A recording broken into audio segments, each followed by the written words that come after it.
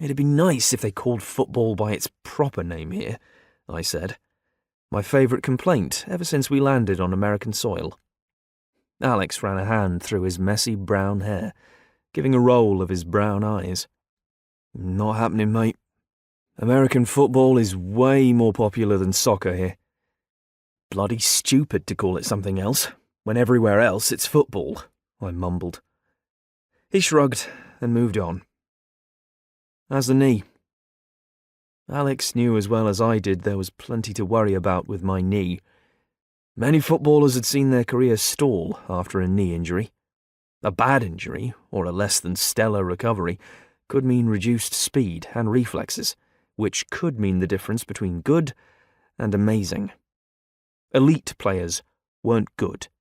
They had to be amazing. The team's doctor had ridden with us on the way here, but he'd wandered off to find the surgeon, who was supposed to work magic on my knee. Hurts. Can't be too bad, though. I walked off the pitch. Field, mate. It's a field here. I elbowed Alex in his side, which was conveniently not the side with my bruised shoulder. A nasty collision with a defender sent me sideways, twisting my knee and jamming my shoulder into the ground. I was impatient and ready to see the doctor. Just as I started to wonder where the hell Dr. Monroe was, the door to the room where I'd been deposited with Alex opened.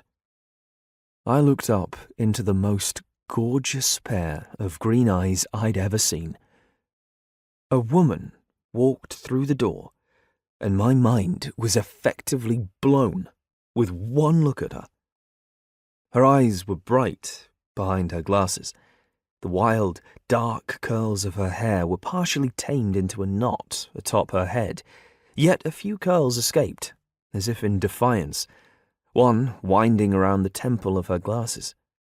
The curls dangled around her face, which was heart-shaped, her complexion pale, with a few freckles scattered across her nose. Never one to shy away from a good long look, my eyes travelled down, taking in the woman's basic green hospital scrubs. It was hard to tell what her figure was underneath. Although she was curvy enough, her breasts were stretched against her top. All I could do was stare at her.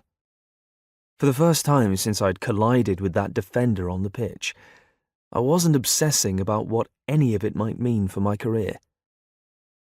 Dr. Monroe stepped into the room behind the woman who'd paused by the door, her hands clasped together in front of her. Those green eyes of hers flicked from me to Alex, but her expression was hard to read.